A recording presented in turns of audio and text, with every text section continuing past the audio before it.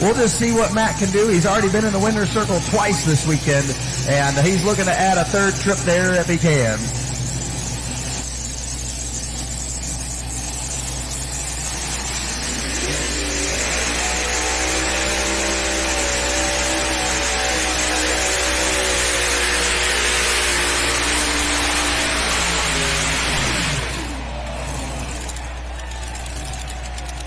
Wow.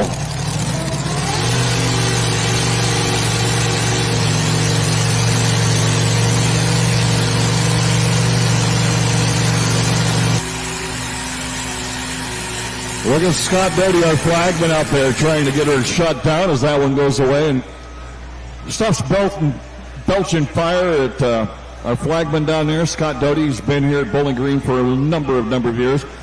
And he's got his stop fire out, the official fire extinguisher of the NTPA.